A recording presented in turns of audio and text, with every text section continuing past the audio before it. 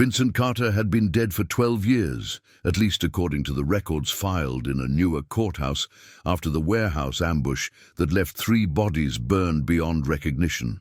In reality, he lived quietly in Cedar Ridge, a modest town in upstate New York, where autumn leaves covered sidewalks and neighbors waved without asking too many questions. He worked as a maintenance supervisor at the local community college, a job that kept him invisible while providing enough income to sustain a simple life. Every morning, Vincent drove past Riverside High School at exactly 7:45. He parked across the street, partially hidden behind a delivery van, and watched the entrance. His daughter Emma arrived in a specialized transport van at 7:50. She was 17 now, with dark hair like her mother and a cautious expression that broke Vincent's heart every time he saw it. Emma used a wheelchair due to cerebral palsy, which affected her mobility but not her sharp mind or quiet determination. The woman who helped Emma out of the van was Diane Mitchell, her stepmother. Diane had married Emma's mother Lauren 3 years ago after Lauren had rebuilt her life following Vincent's supposed death. From a distance, Diane appeared efficient and organized, always dressed in neat business attire, always checking her phone while maneuvering Emma's wheelchair with mechanical precision. But Vincent noticed the small details that troubled him. The way Diane never made eye contact with Emma, the rushed movements that bordered on roughness, the absence of any warmth in their interactions. Vincent had discovered their location 6 months ago through a former associate who owed him a favor. He had moved to Cedar Ridge immediately, driven by a gnawing suspicion that something was wrong. Lauren worked long hours as a nurse at the regional hospital, leaving Emma in Diane's care most afternoons and evenings. Through careful observation and discreet inquiries, Vincent learned that Diane worked from home as a marketing consultant, a job that kept her isolated and gave her complete control over the household. Last week, Vincent had witnessed something that confirmed his worst fears. He had followed them to a medical appointment at the specialist clinic downtown. While waiting in the parking lot, he saw Diane speaking harshly to Emma through the car window, her face twisted with frustration. Emma had looked down, her shoulders tense, her hands gripping the wheelchair armrests. When they emerged 20 minutes later, Emma's eyes were red, though no tears fell. Diane walked ahead, talking loudly on her phone, leaving Emma to navigate the uneven pavement alone. Vincent knew the risks of getting closer. His former life had left enemies who would celebrate finding him alive. The federal agents who had investigated his organization for years would be equally interested in his resurrection. But watching his daughter suffer in silence was becoming unbearable. He had abandoned her once to protect her from his criminal world.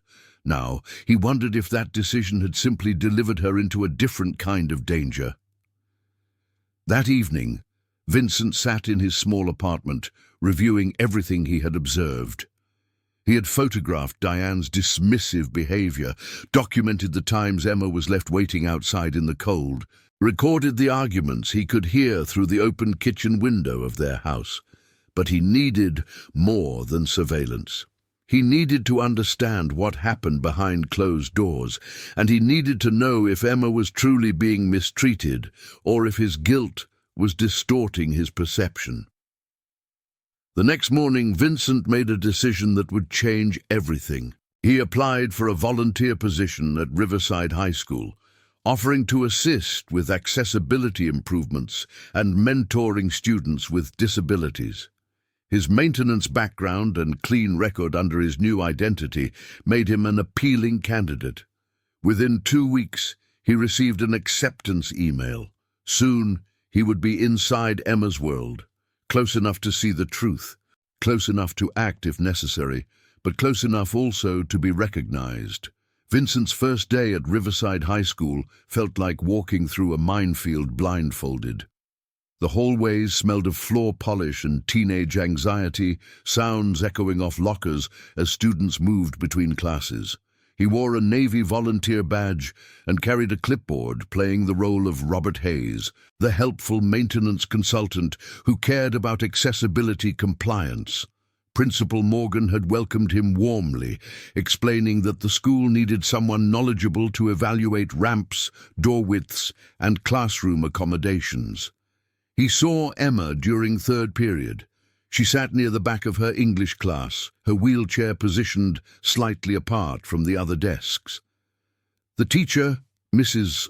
Patterson, lectured about symbolism in American literature, while Emma took notes on a tablet designed for limited hand mobility.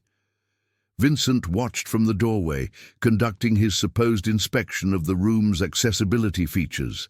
Emma was focused and engaged, occasionally raising her hand to contribute observations that were both intelligent and thoughtful. She was not defined by her disability. She was simply a bright student, navigating her education like anyone else. But during lunch, Vincent witnessed the isolation. Emma ate alone in a corner of the cafeteria, her meal pre-packaged and bland.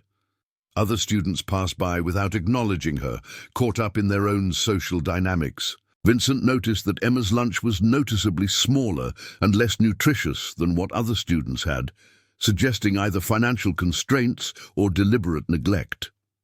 When she finished, she waited nearly 15 minutes before a teacher's aide finally appeared to help her to the restroom, a delay that left Emma visibly uncomfortable. Vincent found his opportunity that afternoon. He was inspecting the accessibility of the school library when Emma arrived for a study session. They were alone, except for the librarian, who was busy in the back office. Vincent approached carefully, keeping his voice neutral and professional. "Excuse me, I'm checking the height of these tables for the accessibility report. Is this workspace comfortable for you, or should we recommend adjustments?" Emma looked up, surprised to be addressed directly. Her voice was soft but clear. "It's fine, thank you. The height works well." Vincent nodded, pretending to make notes. "I'm Robert Hayes, volunteer consultant.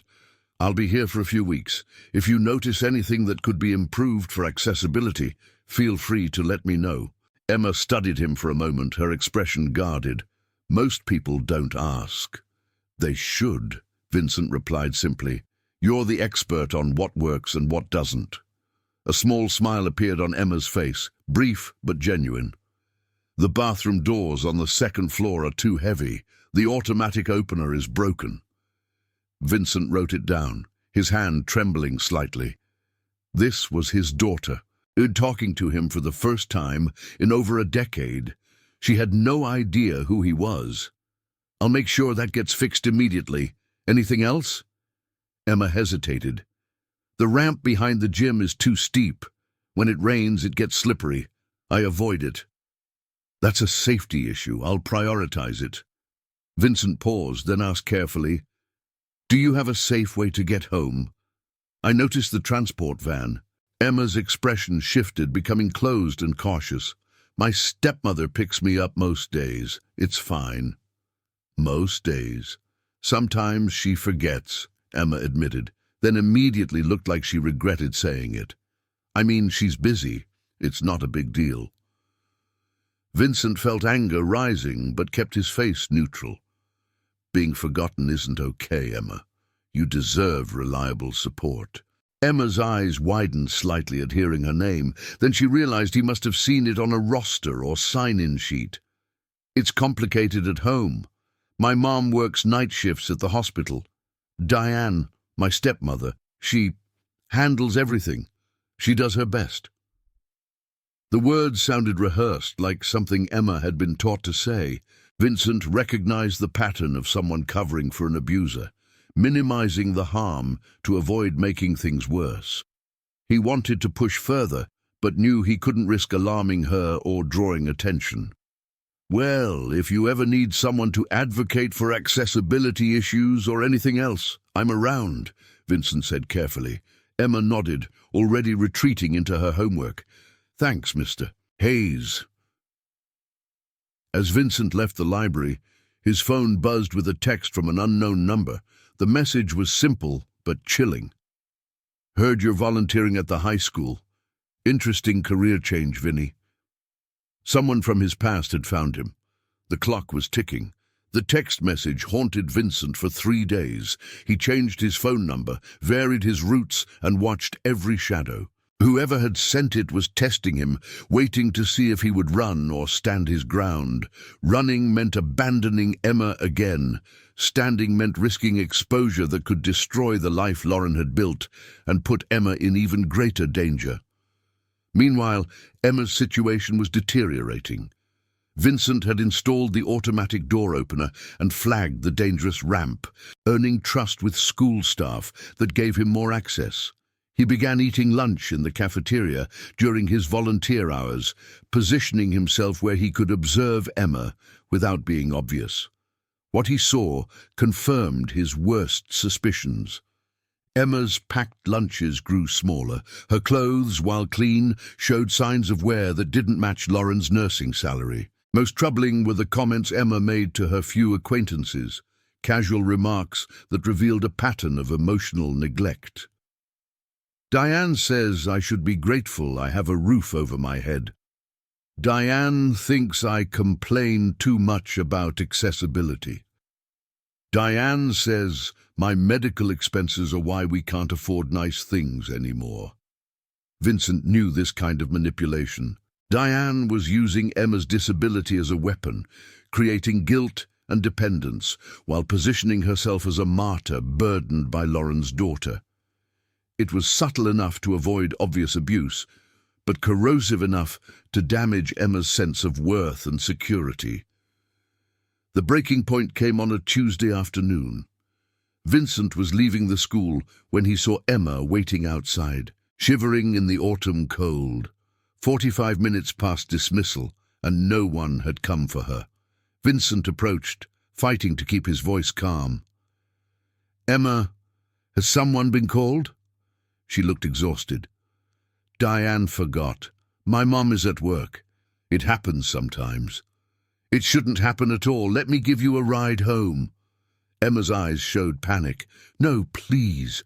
Diane gets upset if I bother other people. She says it makes our family look bad.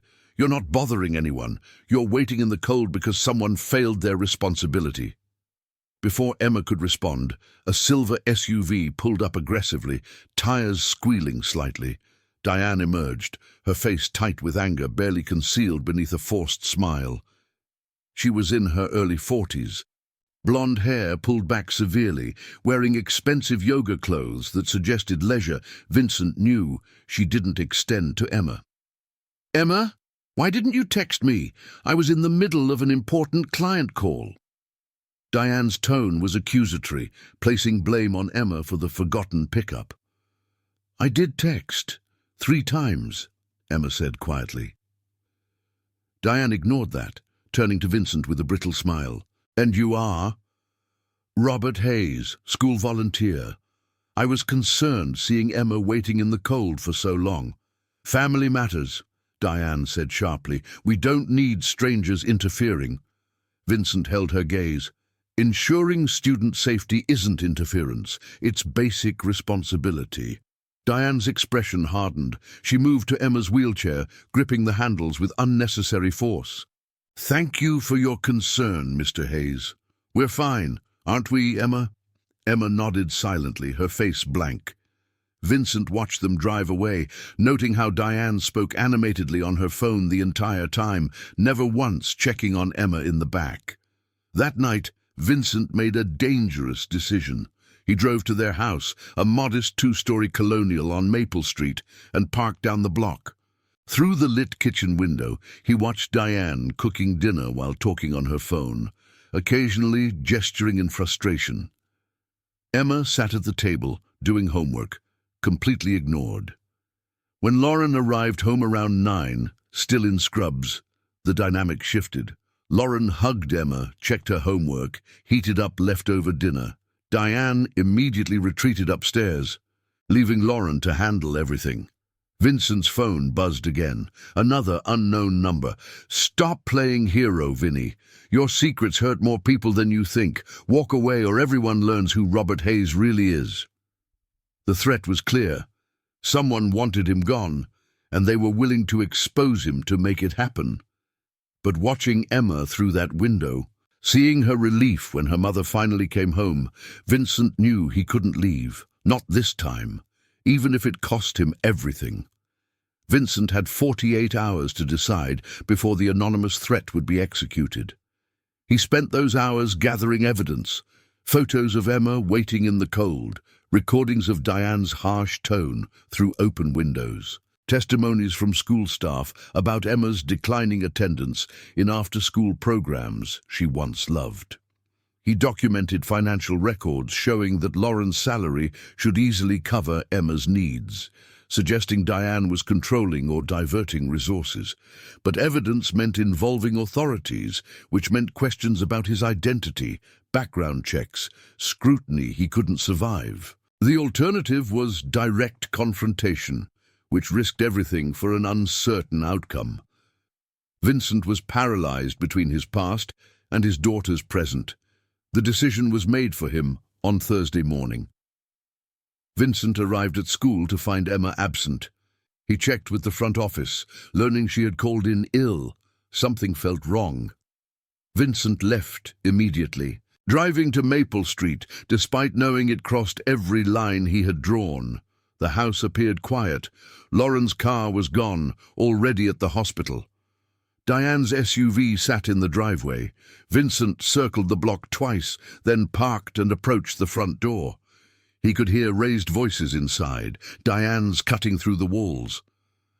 "You're being dramatic, Emma. You have everything you need. Stop acting like a victim." Emma's response was too quiet to hear, but the pain in her tone was evident, even muffled. "Your mother works herself to exhaustion because of your medical bills. The least you could do is show some gratitude instead of complaining about every little thing." Vincent knocked firmly. The voices stopped abruptly.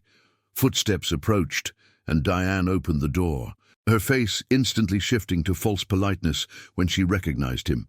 "Mr. Hayes, this is unexpected." "I'm concerned about Emma. The school reported she's ill, but I wanted to check on the accessibility issues we discussed." It was a weak excuse, but Vincent needed to see Emma. "This isn't appropriate.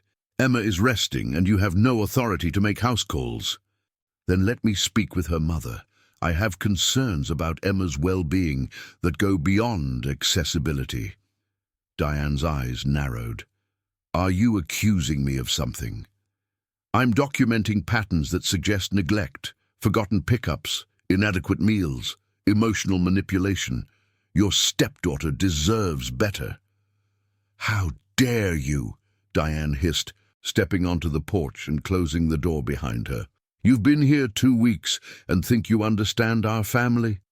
Emma is difficult. She requires constant care that I provide while Lauren works. I've sacrificed my career, my social life, everything to keep this household running." "Then why does Emma seem afraid of you?" Diane's mask cracked completely. "Because she's a manipulative teenager who knows how to get sympathy. She wants her daddy back, the criminal who abandoned them. She resents me for not being him." Vincent felt ice in his veins. "What do you know about Emma's father?" "Enough! I've done my research. Lauren doesn't talk about him, but records exist. Vincent Moretti, organized crime, presumed dead after a gang hit. Emma idealizes him, despite never really knowing him. I'm the one actually here dealing with reality. And dealing with Emma like she's a burden instead of a person," Vincent said coldly. "Get off my property before I call the police." "Good idea. Let's involve authorities. Let's have them review Emma's care, your financial management, Lauren's awareness of what happens when she's at work." Diane's face went pale. "Who are you really?"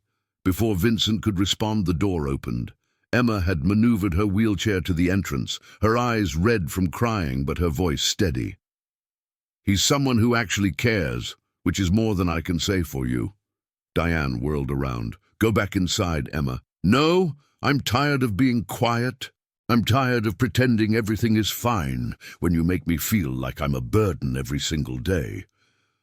Vincent saw Diane's hand move, not to strike, but to grab Emma's wheelchair, to force her back inside. He stepped forward instinctively, positioning himself between them. "Don't touch her." Something in his voice, the authority and danger that had once commanded respect in much darker contexts, stopped Diane cold. She looked at Vincent with sudden fear, recognition dawning that this was not a simple volunteer consultant. "I'm calling the police," Diane said, her voice shaking. "Please do," Vincent replied. "I have plenty." "Please do," Vincent replied. "I have plenty to share about Emma's treatment." Diane fumbled for her phone, but Emma spoke first, her voice stronger now. "Stop, both of you. Diane, go inside. Mr. Hayes, I need to talk to you alone." Diane hesitated, then retreated into the house, slamming the door. Vincent crouched to Emma's eye level, his heart pounding. "Emma, are you okay? Did she hurt you?" "Not physically, she never does. That's the problem. It's all words, all guilt, all making me feel like existing is too expensive and complicated." Emma studied Vincent's face carefully. "Who are you, really? You're not just a volunteer." Vincent knew this moment would come. He could lie, protect his cover, stay hidden, or he could give his daughter the truth she deserved.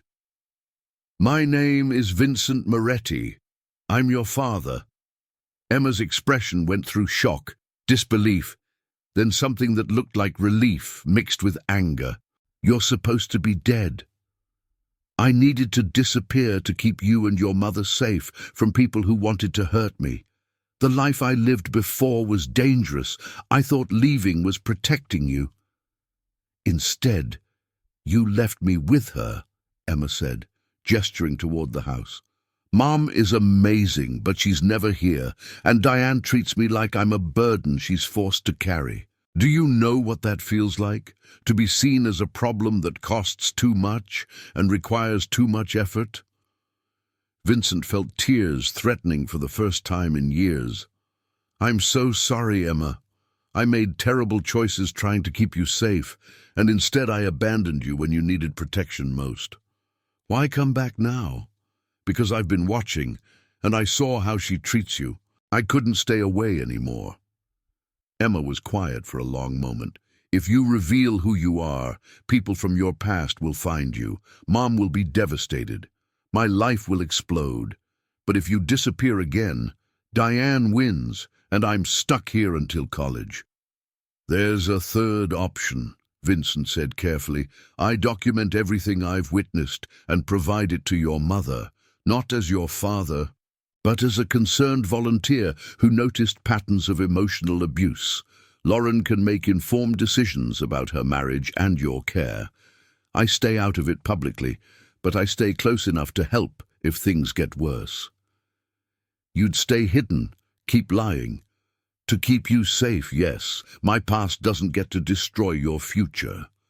Emma reached out and took Vincent's hand, the first physical contact they'd had since she was 5 years old. "I don't remember you much, just feelings. But I remember feeling safe. Can you make me feel that way again, even if I can't tell anyone who you are?" "I promise I'll try." The front door opened again. Diane stood there with her phone. "I've called Lauren, she's coming home, and if you don't leave immediately, I'm calling the police and reporting you for harassment and trespassing." Vincent stood slowly. "Emma, you have my number from the school contact list. Use it if you need anything. I'll be close." As he walked to his car, Vincent saw the silver sedan parked across the street, engine running. The driver was too far away to identify, but Vincent recognized the surveillance posture. His past had arrived in Cedar Ridge. The anonymous messages had been preparation for this moment. Someone was watching, waiting to see what he would do next. Vincent drove away, but not far. He parked 3 blocks over and waited. Within 30 minutes, Lauren's car pulled into the driveway, moving fast. The explosion Vincent expected didn't come immediately. Instead, there was tense silence. Then the sound of Lauren's voice rising in anger, not at Emma, but at Diane. through the neighborhood's quiet streets, fragments carried on the wind. Forgotten pickups, inadequate lunch, emotional manipulation. Emma had told her mother everything. Vincent had given her the courage, and Lauren was finally hearing the truth she'd been too exhausted to see. Whatever happened next, Emma had advocates now, real ones. Vincent's phone buzzed. A new message from the unknown number. Touching reunion. Now leave town, or your daughter learns her hero father is still wanted by the FBI for 8 unsolved cases. 72 hours, Vinny. The price of staying was getting higher, but Vincent had made his choice when he knocked on that door. He wasn't running anymore. Lauren filed for separation 3 days later. The house on Maple Street became a battleground of lawyers and accusations, with Diane claiming she was a victim of an ungrateful stepdaughter's manipulation and Lauren's inability to balance work and family. Emma stayed with her mother's sister across town temporarily, finally away from the constant emotional warfare. Vincent maintained his volunteer position at the school, though Principal Morgan mentioned that some parents had questioned his intensive interest in one particular student's welfare. He knew his time in Cedar Ridge was limited, that the walls were closing in from multiple directions. The silver sedan remained a constant presence. Vincent finally confronted it on a Tuesday evening, approaching the driver's window with the weariness of a man who had nothing left to lose. The window lowered, revealing Marco Santos, a former associate from Newark, who had survived the organization's collapse. "You here to collect a debt or deliver a message?" Vincent asked flatly. "Neither. I'm here because Tommy Ricci's kid took over the territory. He blames you for his father's arrest and wants confirmation you're alive before he sends a crew." "So you're protecting me or setting me up?" Marco shrugged. "Your kid doesn't deserve what we do to families. I've got a daughter now too. Changes your perspective, but I can't hold off Tommy forever. You need to move again, Vincent. Disappear deeper this time." "I just found her again. And if you stay, you'll get her mother arrested for harboring a fugitive. Her aunt investigated for conspiracy, and Emma will spend the rest of her teenage years visiting you in federal prison. That the reunion you want?" Vincent knew Marco was right. The math was brutal, but simple. His presence endangered everyone he was trying to protect. That night, Vincent met Emma one final time at the school library after hours, using his volunteer access before he disappeared again. She had agreed to the meeting through coded texts, understanding the secrecy was necessary. "You're leaving again," Emma said immediately, reading his expression. "I have to. People from my past are closing in. If I stay, I put you and your mother at risk of legal consequences and worse. So I lose you twice? No. You'll know I'm alive and watching. I'll find ways to stay connected that don't expose you. And you'll be free of Diane. Your mother is filing for full separation. You'll finally have the home you deserve." Emma's eyes filled with tears, but her voice remained steady. "I don't need a perfect home. I needed to know someone sees me as more than my disability, more than a burden. You did that, even if it was only for a few weeks." Vincent handed her an envelope. "Inside is information for a trust fund under your name. Money from before, cleaned and legal. It's for college, medical expenses, accessibility technology, whatever you need. Your mother can't be listed as administrator for legal reasons, but the attorney contact inside will help when you turn 18. "Blood money," Emma said, but she took the envelope. "Money that might give you choices I never had. Use it to build something better." They sat in silence for a moment, the weight of goodbye pressing down on both of them. "I wish I remembered more about you from when I was little," Emma said finally. "I wish I'd given you more to remember. I'm proud of who you've become despite everything. Your strength, your intelligence, your refusal to let anyone diminish you. That's all you, not me. Some of it is you. Mom told me you always protected people who couldn't protect themselves, even when you were on the wrong side of the law."